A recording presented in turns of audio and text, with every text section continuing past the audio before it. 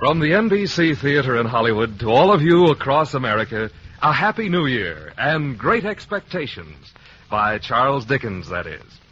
In short, you are about to hear a special New Year's Day version of Dickens' Great Expectations, adapted for radio by Ernest Kenoy of NBC and played to the hilt by the British platoon of our NBC Repertory Company.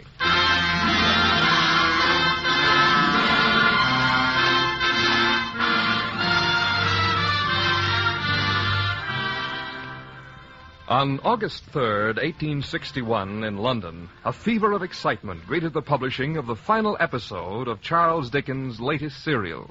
The public, from marchionesses to servant girls, all waited eagerly for the last chapter that would tie the complicated plot together and reveal the secrets which had intrigued the readers of the magazine all the year round since the first episode printed Christmas Day. The entire exciting book was then published as a novel, and the NBC Theater brings it to you now. Great Expectations by Charles Dickens.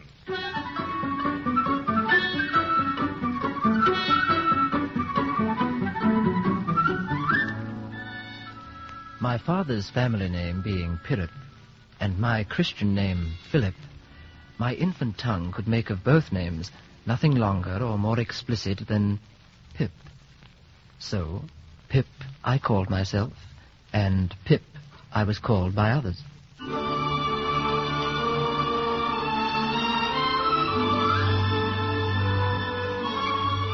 Ours was the marsh country, down by the river, and within 20 miles of the sea. I remember one afternoon when I was quite small. I stood in the bleak, damp churchyard. The fog had blown in from the ocean and billowed over the scattered graves. I stood shivering and just beginning to cry, for I realized that under the black, scowling stone lay my father, Philip, and my mother, Georgiana, and that the little stone lozenges that lay beside them were sacred to the memory of 5 little brothers of mine who had given up exceedingly early in the universal struggle for life. And then, suddenly, I stopped crying. Here, you. Keep still, you little devil, or I'll cut your throat. Oh, no, sir. Don't cut my throat, sir. Your name, boy. Quick. Pip, sir. What? Give it mouth. Pip, sir. Pip, eh? Show us where you live. Point out the place. Over there, sir. About a mile. You can't see it for the fog. Oh! Put me down, sir. Put me down. A boy thinks better upside down. Now then, where's your father? Right there. What? Where? Speak up. The stone, sir. The black one. That's my father. Oh. Who do you live with? Supposing I made up my mind to let you live. Who do you live with, eh? My sister, sir. Mrs. Joe Gargery, the wife of the blacksmith. Blacksmith, eh? You see this iron on me leg, boy? Yes, sir. Well, it's a powerful heavy weight to drag off to me. Now, you know what a file is? Yes, sir. And food? Oh, yes, sir. I know. Oh, don't turn me over again, sir. Please. You get me a file and you get me food, and you bring 'em here or I'll have your heart and liver out. If you'd please to keep me upright, sir. Perhaps I shouldn't be sick and could attend more. All right, then. You bring me that file and that food tomorrow morning. And if you dare to say a word about it, your heart and liver shall be torn out and roasted in it. My liver, sir? And your heart. Now, you get home. Yes, sir. Good night, sir. Oh, a good night, eh? Ugh. Oh, I wish I was a frog or an eel. Well, what are you waiting for, boy? Be off!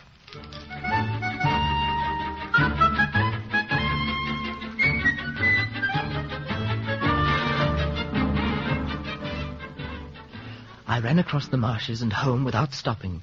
Joe Gargery, the blacksmith, my brother-in-law, was waiting for me. Here there, Pip. Mrs. Joe's been out a dozen times looking for you. And what's worse, she's got Tickler with her. She swore she'd wear that keynote on your bottom this time. Tickler? Ah, she made a grab for it and rampaged out. Here, there she is. Look out, Pip. Oh, no, you don't. I've got you. My arm. Where have you been, you young monkey? Ow!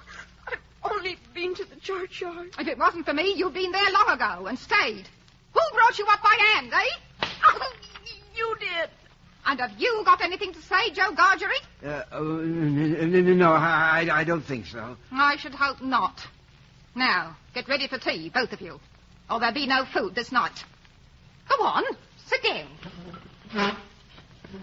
Pip, old chap, you all right? Joe, I thought I heard something out of the marsh just now. Yeah, so you did. There it goes again.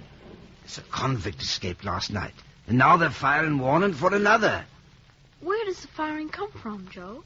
From the prison hulks, Pip, across the marsh. Joe, who gets put in the hulks? Well, That's the way with this boy. Answer him one question and he'll ask you a dozen directly. People get put in the hulks because they murder and rob and do all sorts of bad. And they usually begin by asking questions. Now eat your tea and get to bed.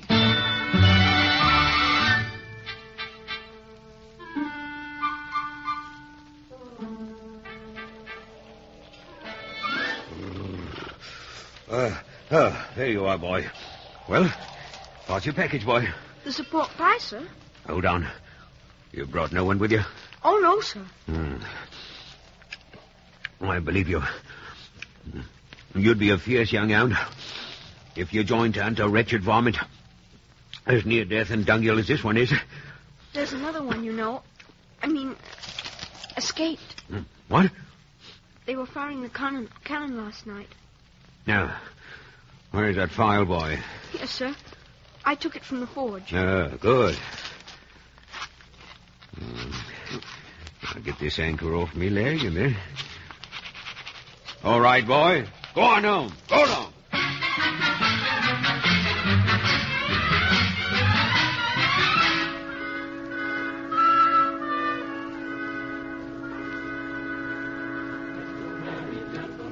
Nothing new this day. Remember Christ our Savior was born on Christmas Day to save us all from Satan's power when we were gone astray. Oh, tidings of comfort. Pip, where the deuce have you been?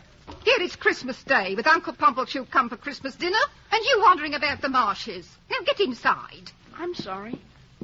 Merry Christmas, Uncle Pumblechook. Boy, you have missed grace. Sit down. Go on, Uncle Pumblechook. And may we be truly grateful. Amen. You hear that, Pip? Be grateful. Especially be grateful to them what brought you up by hand, meaning Mrs. Joe. Light or dark meat, Uncle? Both. Why is it that the young are never truly grateful? Gravy, please. Naturally vicious. A little more stuffing, Mrs. Joe, if you please. Now take pork. Many a moral for the young might be deduced from pork. Pip, would you like some... Uncle Pumblechook is talking. Swine were put before the young as an example of gluttony. What is detestable in a pig is even more so in a boy. More pudding, Uncle. Thank you, Mrs. Joe. Gravy, Pip, old chap? Ah, yes. Be grateful, boy. Consider the lesson of pork. If you had been born such, you would not be enjoying yourself with your elders and betters, rolling in the lap of luxury, brought up by hand by our gracious hostess here. Mrs. Joe, it is time for the pie. Of course, Uncle Pumblechook. Pip, run and fetch Uncle's savoury pork pie. Pork pie? Go on, Pip. It's in the pantry. Pip, go and fetch Uncle Pumblechook's pie. Open in the name of the king. Corporal, produce them handcuffs. Handcuffs? Oh, don't take me, sir. I didn't mean it. Now, here, boy, I want the blacksmith. I be the blacksmith. Ah. You see, we've had an accident with these handcuffs, and the lock goes wrong. You are pursuing escaped convicts, Sergeant? Yes, 2. They're known to be out on the marshes. Anybody seen them? No. You, boy? Me? You seen any vicious convicts on the marsh? Oh, no, sir. No, sir. Well, How about it, blacksmith? Yes, Sergeant, I was, wondering, maybe we could, Pip, old chap here and me, maybe... Oh, want to come along to watch the daring capture of two vicious and desperate varmints by His Majesty's own royal foot, eh? Well, yeah. Come along then and welcome. You, sir? You said two convicts? Yes. And desperate? Mad dogs, both of them. Well, I think perhaps I might stay to protect Mrs. Joe. The Home Guard, you know. Well, then. You, blacksmith, get busy on them handcuffs. Come around to the fort, Sergeant. You, out in the yard. Stand! Easy! Now then, let's be at it. Joe, I hope we shan't find them. Aye, Pip, I'd give a shilling if they'd cut and run. Yeah, Joe Gargery, if you bring that boy back with his head blown to bits, don't look to me to put it together again.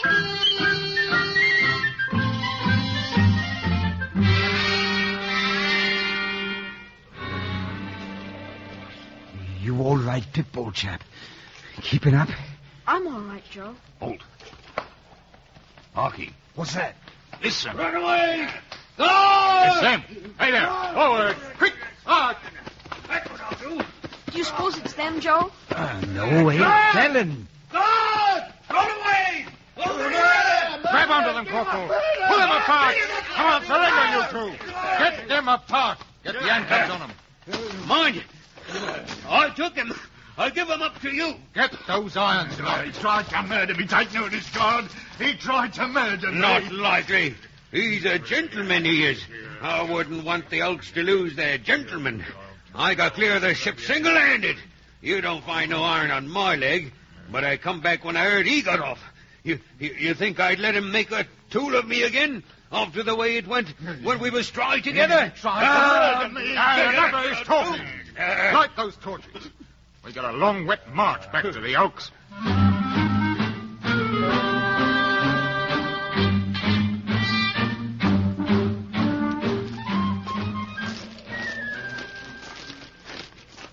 Here we are. Halt! See, blacksmith? There's the boat from the Elks. Sergeant, What do you want, varmint? I want to say something about this escape, so no people will be laid under suspicion. I took some food from the village over there, from the blacksmith. Well, now, fancy, Pip. Leftovers it was, and a pork pie. Blacksmith, I'm sorry to say, I've ate your pie. God knows you're welcome to it. We don't know what you've done, but we wouldn't have you starved to death for it. Poor, miserable fellow creature. What a spit. All right, blacksmith. You're clear. Now, get moving, you two varmints.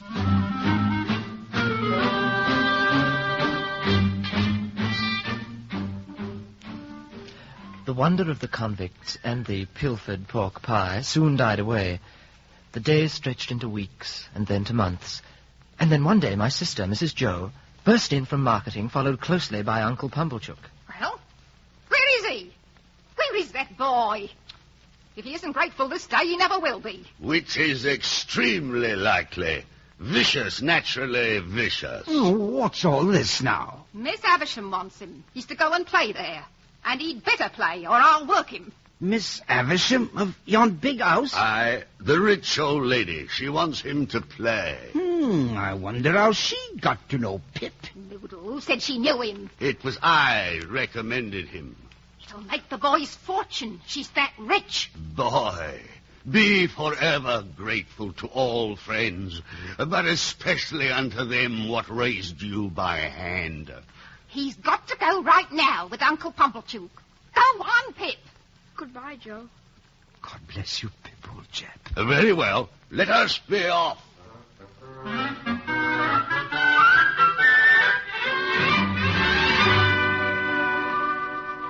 Uncle Pumblechook's conversation consisted of a running sum, which I was to answer while riding along in his high cart. 7 times 9. 63. And 4 less 3 times 2. Then we approached the times great 6. house. It was old brick and dismal. Some of the windows had been walled up, and of those that remained, all the lower ones were heavily barred. We pulled up in front of the gate. And 14. 348. Shall I ring, Uncle? By all means. And 27. The bell pull is quite stiff.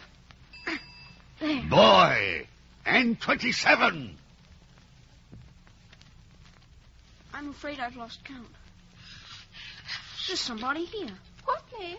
A Pumplechook. Quite right. Well? This is Pip. This is Pip, is it? Come in, Pip. Oh, did you wish to see Miss Havisham? If Miss Havisham wishes to see me. Ah, but you see, she doesn't. Come along, boy. Pip, let your behavior here be a credit unto them that brought you up by hand. Come along, boy. Miss Havisham is waiting. Don't loiter, boy. Why do you call me boy? You're only as old as me. Don't be impertinent. Mind the step. Oh, don't take the candle, miss. It's dark. Oh, nonsense. Go on, boy. Go in here.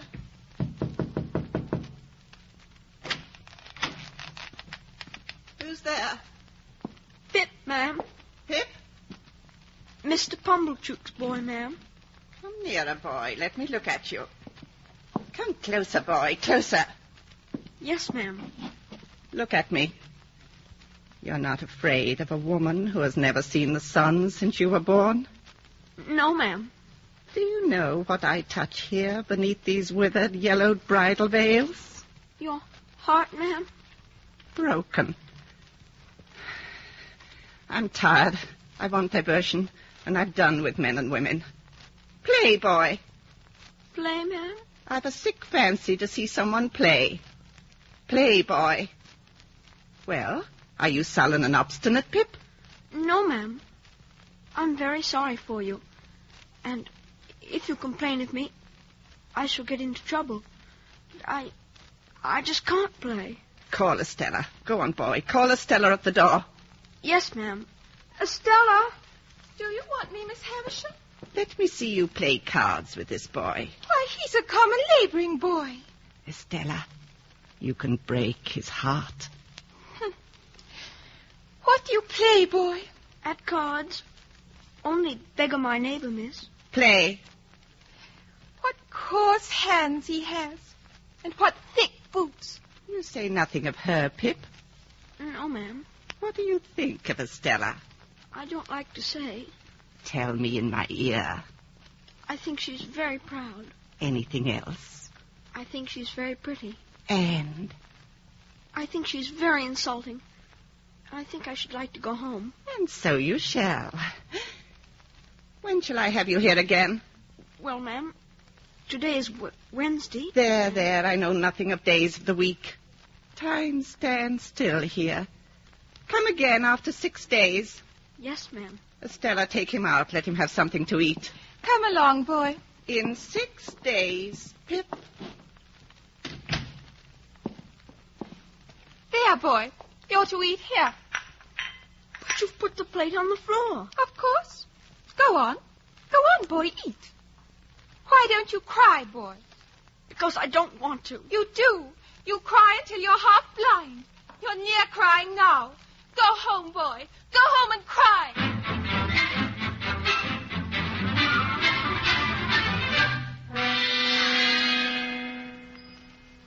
Joe. There now, Pip, old chap. She said my hands were coarse, and I was common. Well, I don't know about that. You're uncommon in some things. You're uncommon small. Likewise, you're uncommon bright. Joe, I'm dreadfully ignorant. Ah, Pip, there's bound to be a beginning somewhere. Even the king on his throne can't write his acts in print without having begun when he was an unpromoted prince with the alphabet. That's all now, old chap. And let's not say no more about it,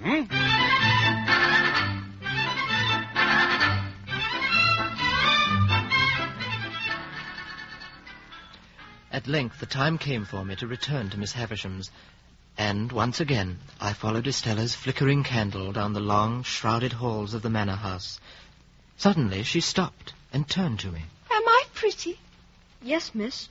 I think you're very pretty. Am I insulting? Not so much as you were the last time. I'm not. There! Now, you coarse little monster. What do you think of me now? I shan't tell you. Why don't you cry again, you little wretch? Because I'll never cry for you again. Go in here, boy. Ah, Pip, the days have worn away, haven't they? Yes, ma'am. Do you see this table, boy? This is where I shall be laid when I'm dead. They shall come and look at me here. Oh, yes, ma'am. What do you think that is on the table? There where the cobwebs are. I can't guess, ma'am. It's a cake. A wedding cake. Long before you were born, this cake was brought here. It and I have worn away together. The mice have gnawed at it, and sharper teeth than teeth of mice have gnawed at me. Well, boy, call Estella and play.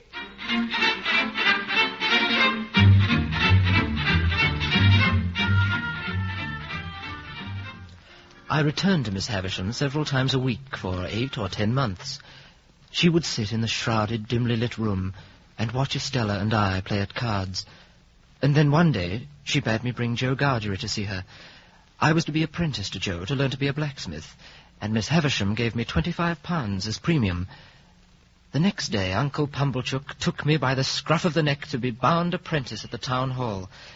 There was a general celebration, and all I remember is that I was not allowed to fall asleep, but was poked awake and told to enjoy myself. The years of my apprenticeship went by in a shower of sparks from the anvil. Hey there, Pip. Give over, give over. Something wrong, Joe? Oh, enough blacksmithing for the day. Come, clean up, Pip. We're off to the Jolly Bargeman for a pint. What larks, eh, Pip?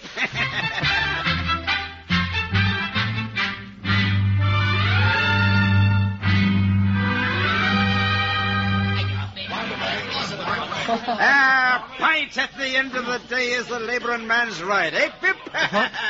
Yes, I suppose so, Joe. Joe, who's that? Who's what? That strange man.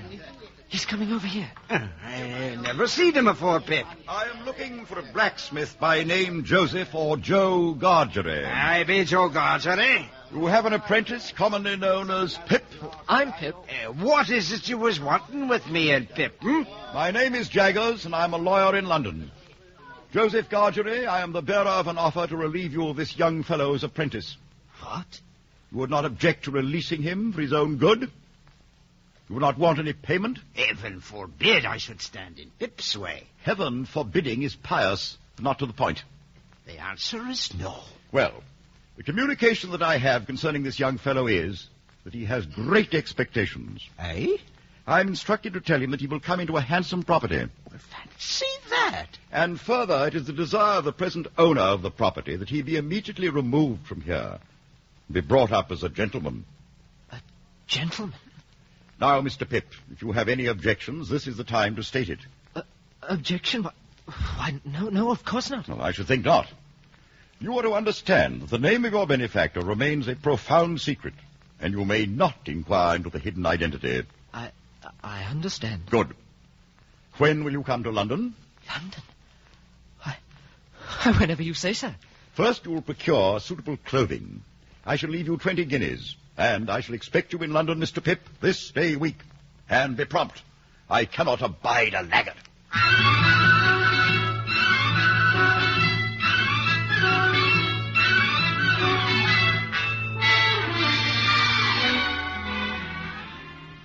Ah, there, Pip.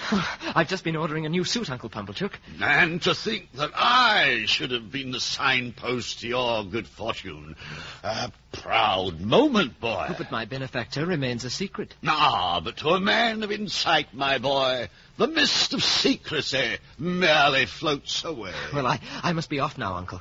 When you come into your property, if you feel you must invest certain sums in an established corn and seed business... I remember, Uncle Pumblechook. And always be grateful, boy. Grateful to your friends and them what brung you up by hand.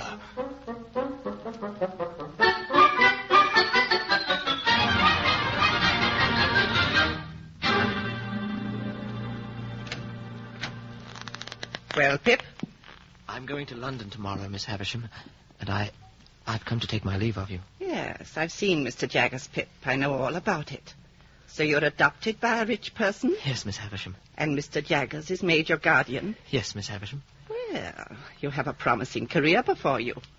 Be good, Pip, and obey Mr. Jaggers' instructions. Goodbye now, Pip. Goodbye, Miss Havisham. Goodbye.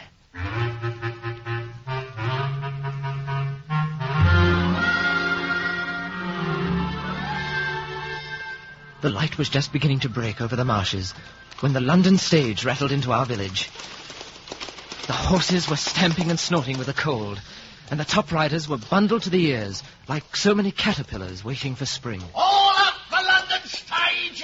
Well, goodbye, Pip, old chap. Us has ever been the best of friends. Oh, goodbye, Joe. God bless you, Pip, old chap. God bless you. Ever the best of friends, Pip.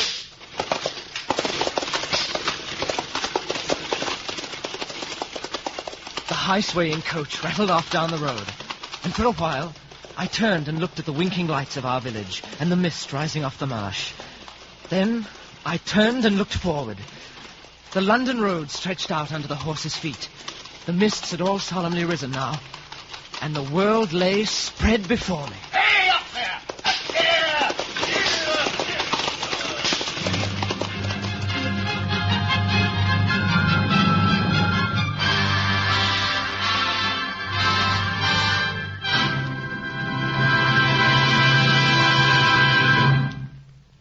From Hollywood, the NBC Theater is bringing you a radio version of Great Expectations by Charles Dickens. If you are interested in supplementing your enjoyment of these NBC Theater productions with home study under college supervision, be sure to listen to the announcement at the close of this program. And be with us each week at this time for the most adult dramatic fare in radio. In the weeks ahead, we plan to present such exciting works as At Heaven's Gate by Robert Penn Warren, The Track of the Cat by Walter Van Tilburg Clark, Sons and Lovers by D.H. Lawrence, and Portrait of the Artist as a Young Man by James Joyce. Our production of Great Expectations will continue from Hollywood after a brief pause for station identification.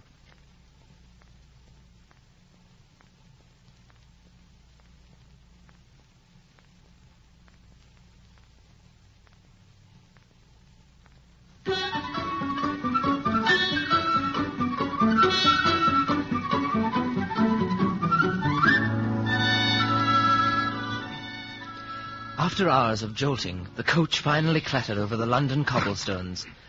I climbed down and set off for Mr. Jaggers' office. I found it in a gloomy street, between an apothecary's shop and a second-hand store with the distinct odor of stolen goods. I went in and asked after Mr. Jaggers. He's not in. He's at court. Am I addressing Mr. Pip? Oh, yes. You're to wait. I'm Wemmick, Mr. Jaggers' clerk. Well, I don't mean to be curious, Mr. Wemmick, but who are those odd gentlemen lounging about outside? No gentleman there. That chap with one eye, armed robbery. The small man with the spectacles, coining. And the two dark chaps, suspicion of forgery. And they're all waiting for Mr. Jaggers? Yes. If anyone can get them off, it'll be Jaggers. And they know it. Hold on, Mr. Pip. There he is now, coming round from Newgate. Here now, be off with you, Let go of my coat, be off. Oh, Mr. Jaggers. There, Mr. Pip. The pleasant journey? Well, yes, sir. We've made all arrangements. Your anonymous benefactor wishes you to become a proper gentleman. You will draw an allowance, and you will deal with the tradesmen that I select. Thus, I shall be able to see if you are outrunning the constable. Wemmick, show Mr. Pip to his lodgings. Well, I wondered if I might ask... No question, sir, none at all. Wemmick, take him away.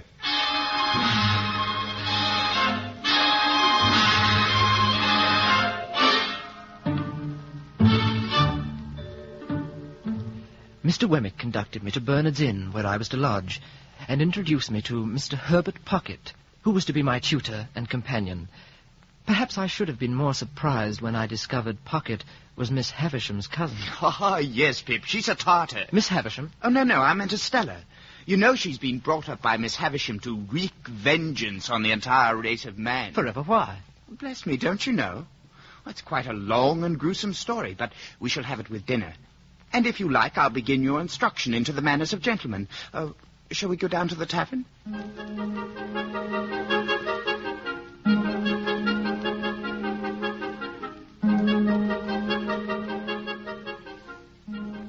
As we ate, young Mr. Pocket told me all he knew of the history of Miss Havisham's strange household, interspersing his narrative with good-humoured correction. I say, Pip, I might mention in passing that it is not the custom in London to put the knife in the mouth, for fear of accidents, you know. So the spoon is not generally used overhand, but under. He commenced his story with the soup, and finished it with the tea. He told of how Miss Havisham, a wealthy heiress, had gone head over heels for a young gentleman many years ago. The wedding day was set, the huge cake baked, but Miss Havisham's bridegroom was never seen again. And she stopped time in her house at the moment when that dread news arrived. She lived, as I had seen her, in the yellowing ruin of her bridal dress, with the great cake rotting on the cobweb table. And Estella was adopted to provide her revenge on mankind. And, in closing, Pip, might I add that it is not considered necessary to balance a wine glass on the bridge of the nose to drain it?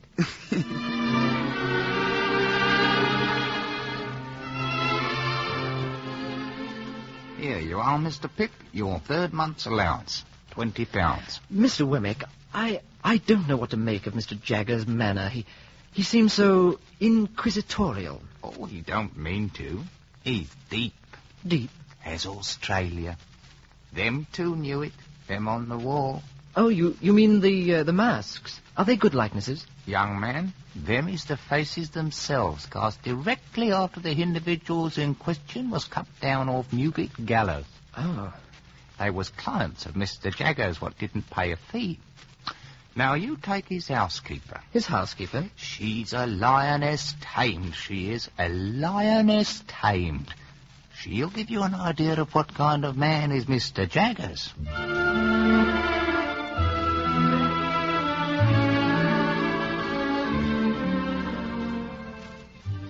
And so the months wore away. I wore my clothes with nonchalance, had my boots blacked, and used proper manners when eating. I had become a gentleman. Then news came from Joe. My sister had died, and he was to come to London to visit me.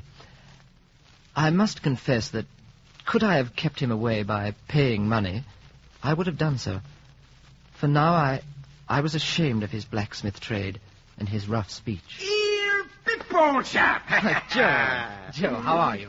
Here, give me your hat. I'll hold it, Pip, old chap. My, how you've grown, huh? And, gentlefolk. Joe, this is Herbert Pocket. Pleased to meet you, Mr. Godfrey. Your servant, sir. I hope you two gentlemen has got your health. Sit down, Joe, sit down, and give me your hat. That's all right, sir. I'll hold it. Tea or coffee, Mr. Godfrey? Thank you, sir. Which, Joe, which? Whichever, sir. Now, Joe, how can you call me sir? Well, it was not my intention which I had, sir, to break bread with two gentlemen. I come with a message from Miss Havisham. She wanted me to say Mrs. Stella is home and would be glad to see you. Now, I'll be going. Oh, no, Joe, not now. Aye, Pip, old chap. I'm going back where I belong. I mean to me forge. If you should wish to see me, I'll be at the old anvil in the old leather apron. Joe Gargery. Blacksmith, that's me. Well, God bless you, Pip, old boy. God bless you, my dear Pip. I won't bother you no more.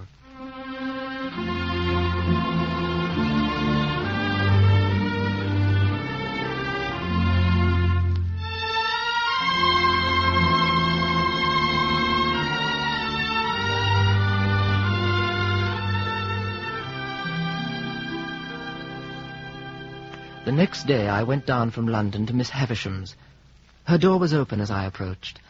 The tall wax candles threw long shadows over the dusty floor, and the yellow, faded bridal gown floated around her withered face. Come in, Pip, come in. Miss Havisham. You've not seen my guest? Good morning, Mr. Pip. Oh, it can't be Estella. Do you find her much changed, Pip? She was proud and insulting, and you wanted her to go home. Do you remember? That was quite long ago. Is he changed, Estella? Very much. Then you shall walk in the corridor as you did before. Go now. I'm tired. You made me cry there, in the corridor, the first day I met you. Did I? You don't remember? You must know I have no heart, Pip. Oh, Estella. There, Pip. Is she not beautiful? Do you admire her? Everyone must who sees her, Miss Havisham. Love her, Pip. Love her. If she favors you, love her. If she wounds you, love her. If she tears your heart to pieces, love her. Love her, love her.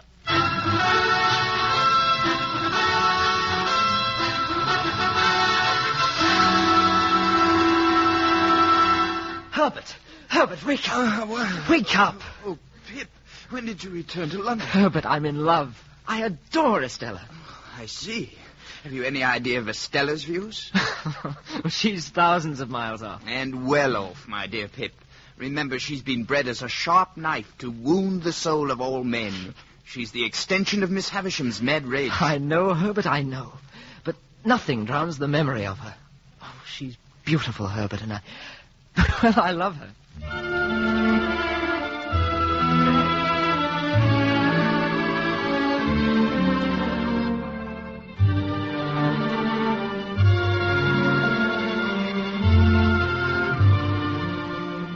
Well, Mr. Pip. It's my 21st birthday, Mr. Jaggers. Congratulations. What do you suppose you're living at the rate of? If you please, sir. At the rate of? Oh, well, I'm not sure, sir. But is my benefactor to be made known to me today? No. Here, sir, is £500, a handsome sum of money. You consider it so? Why, sir... Answer the question. Yes, sir. You shall live at the rate of £500 per annum until the donor of the whole appears. But will my benefactor appear soon? That is a question I must not be asked. Or I may say more. As a lawyer, it would compromise me, sir, and I am never compromised.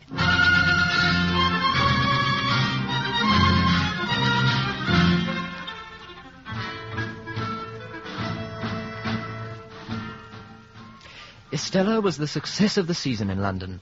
She had admirers without end. I then knew that Estella was to wreak Miss Havisham's vengeance upon men, and I, with the rest, must suffer.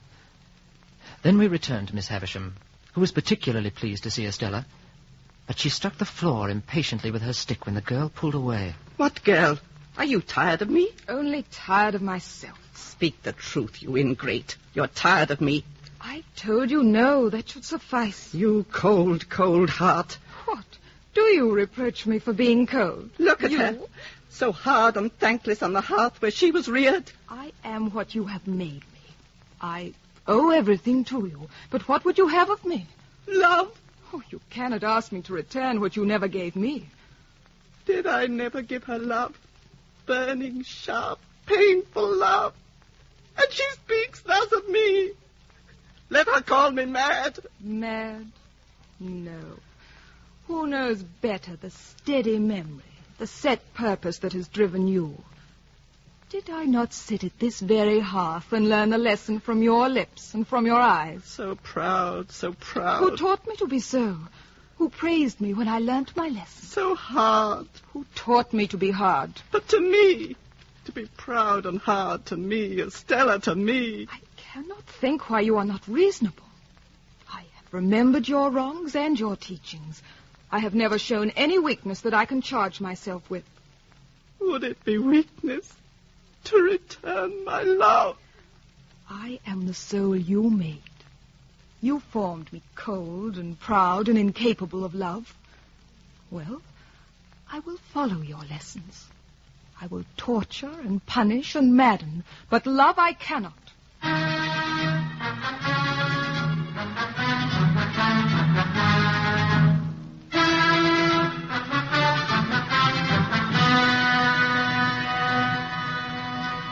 When I returned to my lodgings in London, I could hear the wind prying at the corners of the building, trying to get in.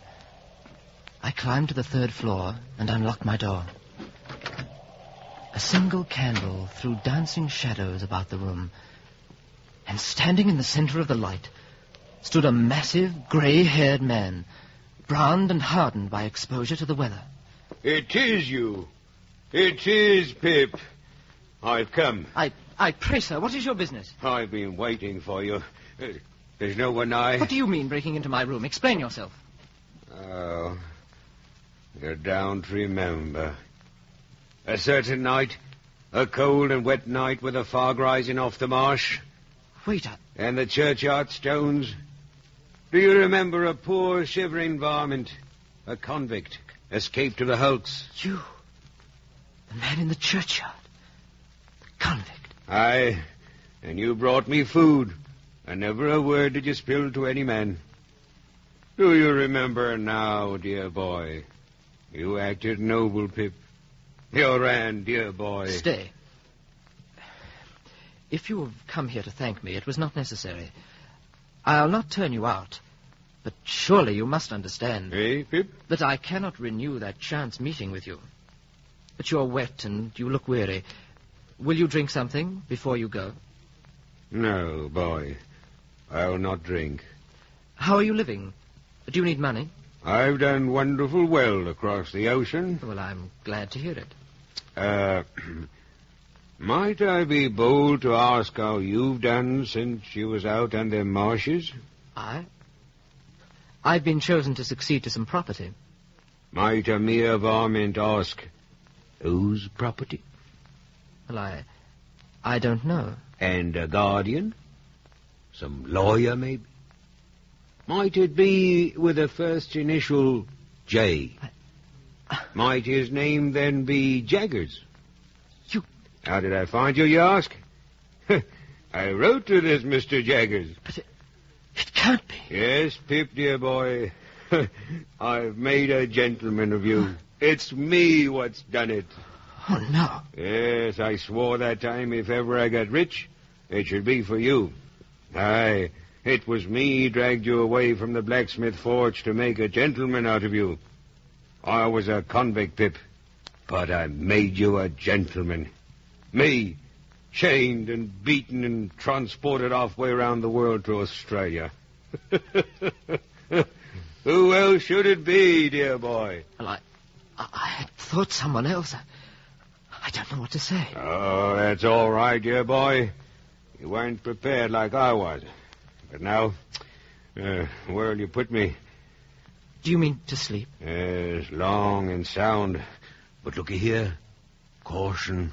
Caution? Aye, it's death, boy. Death if I'm caught in England, Pip. Jaggers can delve through his law books till his eyes rots. But if I'm taken, I'll dance at a rope's end at Newgate Prison.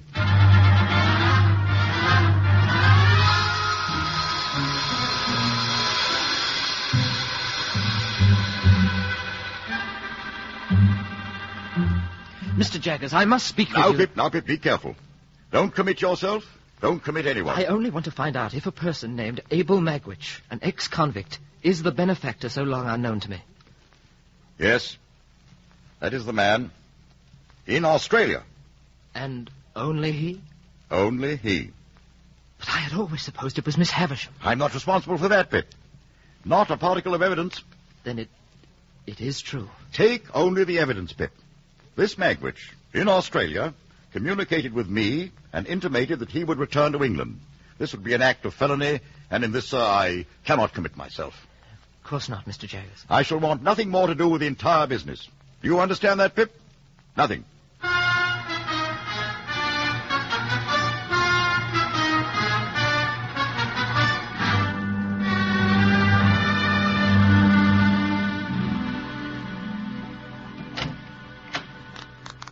And what wind blows you down here, Pip? I must speak to Estella, Miss Havisham.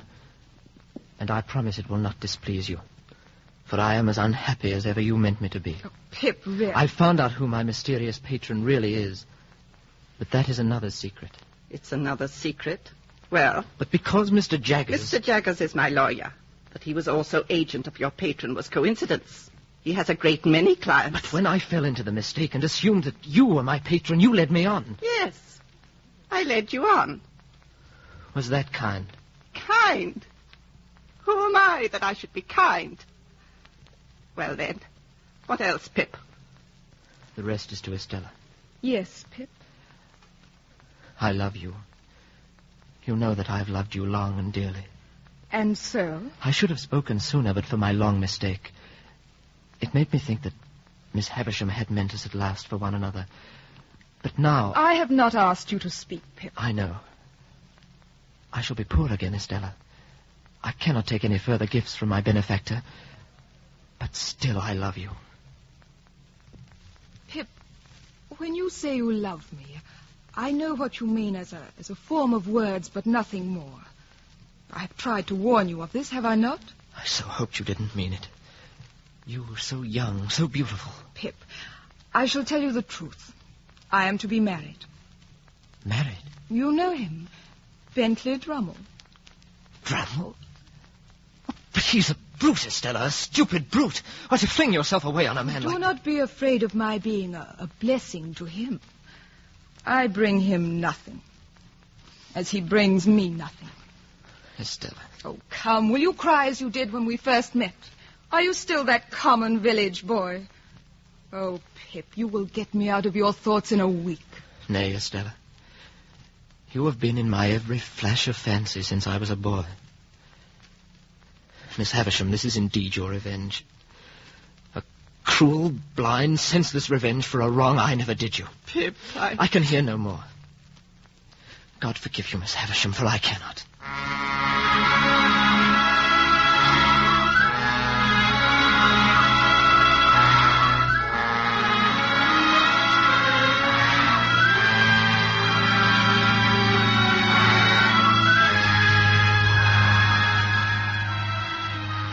When I returned to London, I found a note at my lodgings from Wemmick, Mr. Jagger's clerk. My benefactor's ancient enemy, the one he had fought with on the marsh, had discovered he was back in England. We spirited him out and moved him to a room on the waterfront. From there, we planned to slip him on a packet boat bound for France and safety. There we waited. Then one night I was summoned to Mr. Jagger's to dine. I looked up just as his housekeeper glided into the room, and I started. For staring back at me from that hard and weathered face were Estella's eyes. After I left, I cornered Wemmick and finally got the truth. Oh, she was up for murder, she was. And Jaggers got her off. It was over a man. And there was talk that she'd done away with a child. Never proved, though. This child, was it a girl? Said to have been. Most mysterious, Mr. Pip, most mysterious. That woman, she's a wild beast tamed. And Jaggers, he's the man what done the taming.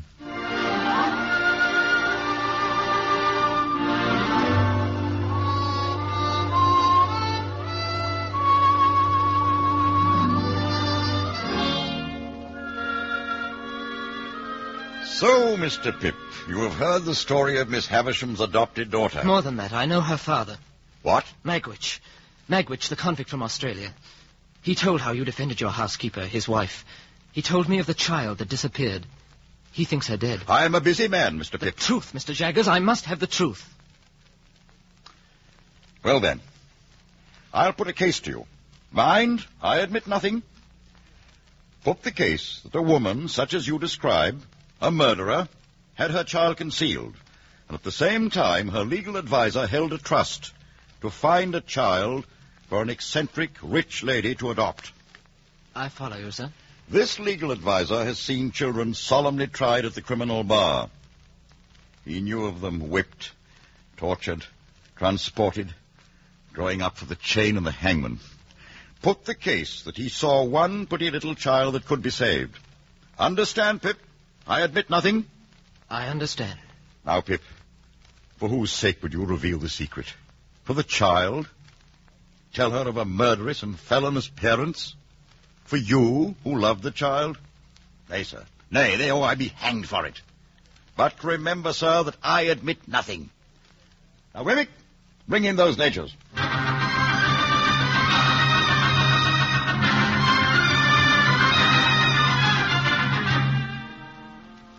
That night, the tide was running fast to the sea, and the packet boat for Rotterdam would sweep by. We planned to row to midstream, hailing the steamer as she drew abreast. We're in midstream. Aye, Psychoff, keep her steady. You'll never know, dear boy, the feeling of freedom. Not like me, what has known the lock and the chain. You'll be safe out of England in a few hours. Now remember, when the steamer comes, you're a merchant who must get to Rotterdam. And when... Yes, what is it? There's a 4-oared galley coming up from Temple Stairs. Oh, no matter. Here's the steamer beyond the bend. Swing the boat round. Now, get ready to hail her. She's coming full steam. Pip, the 4-oared galley, it's closing in on us. What does he want? Halt in the king's name! Pull, Herbert! You've got to return confidence here. Halt! They've come for me. Abel Magwitch, I arrest you in the king's name. Get hold of their boat. They'll not take me! Look out! Please, look out! Look out! The steamer! The steamer!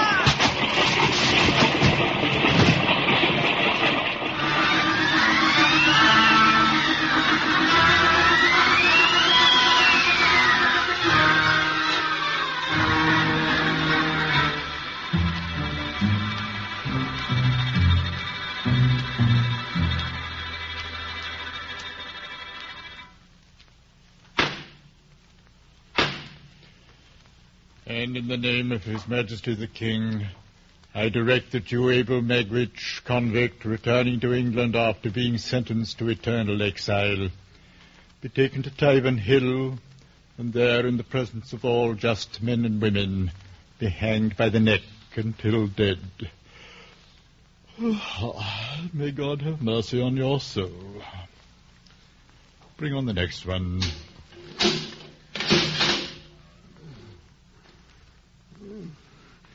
Is that you, dear boy? Pip? I came as soon as it was time.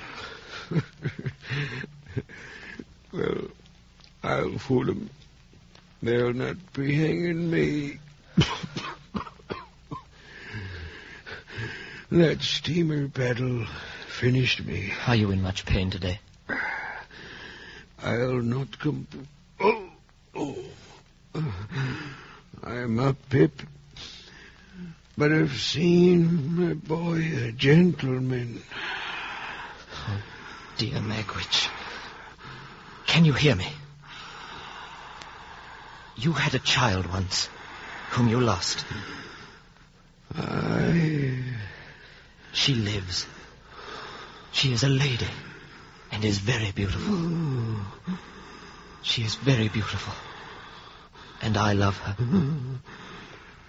Pip. Pip.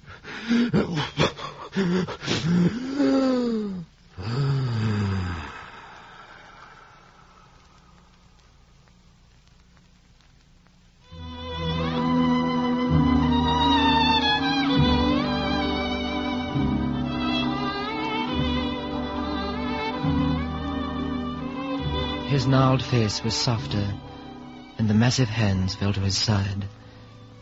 The long chains and irons that bound him to his cot moved no more, and Magwitch was at last at peace.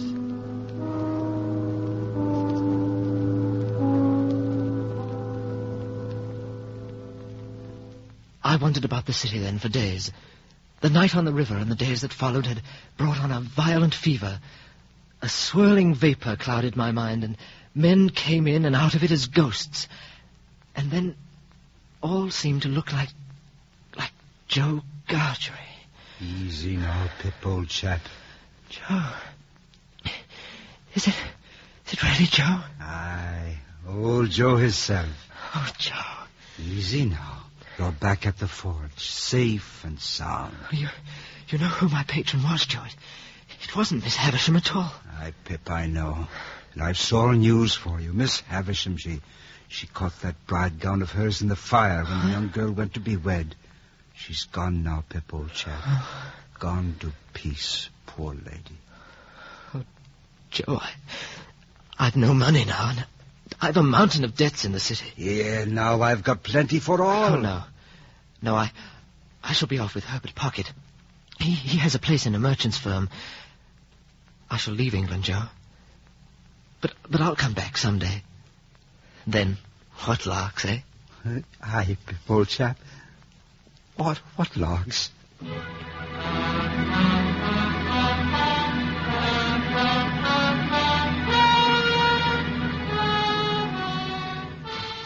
It was 11 years before I returned to England.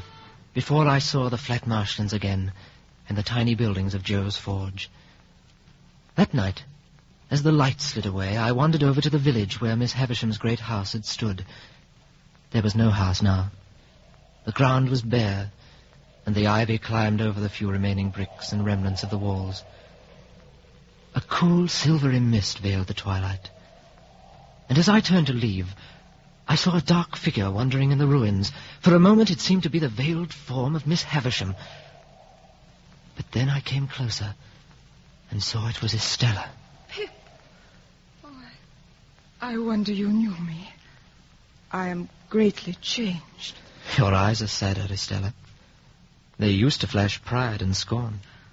I have often thought of you, Pip. You did marry? Yes. He is dead. I have been broken, Pip. Broken and bent into a better shape. Tell me, Pip. Tell me we are friends before we part. And more, Estella. Oh. You said, God forgive you when you left me, Pip. Tell me so again, and I shall be glad to part. Glad to part? Oh, it is a painful thing, Estella. Be as good to me as you once were, Pip. Tell me we are friends. We are friends, Estella. We shall be always.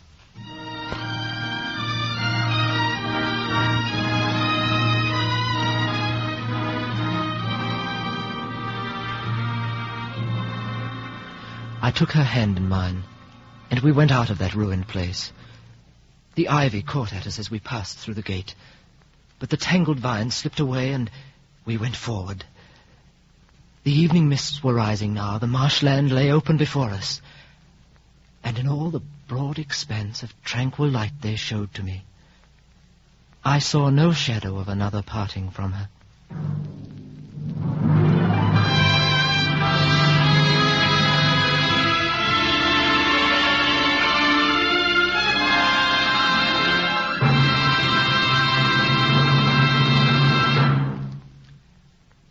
You have been listening to Great Expectations, an NBC theater production of the Charles Dickens novel. If you wish to increase your knowledge and appreciation of literature, we suggest that you might enjoy the college-supervised courses now being offered in connection with the NBC Theater.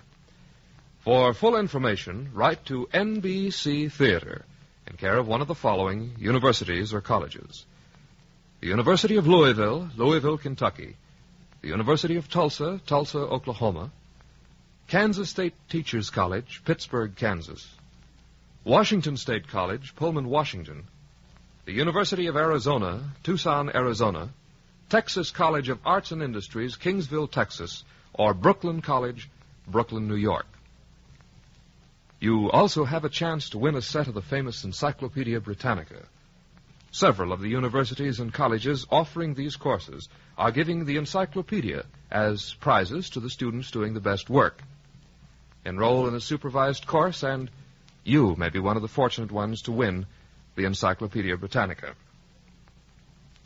Be with us at the NBC Theater next week for a first radio production of John Dos Passos' Manhattan Transfer, and the following week for The Ides of March by Thornton Wilder.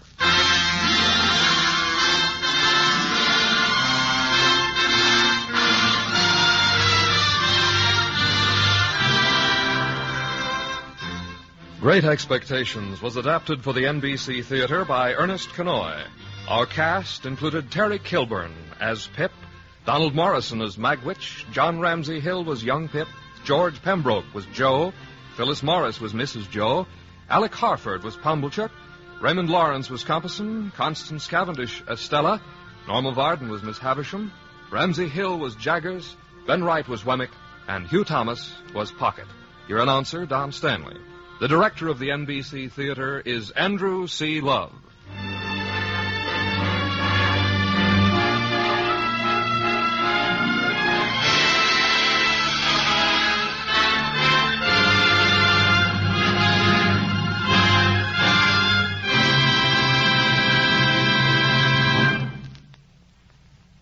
This program came to you from Hollywood.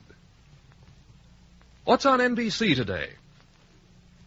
Well, for an enjoyable afternoon of relaxing entertainment, stay tuned to NBC for the Phil Harris, Alice Faye Show and Theater Guild on the Air, today starring Peter Lawford. You'll find the best comedy for all the family on the Harris Faye Show and an intriguing story on Theater Guild, today on NBC. Your tune for the stars on NBC.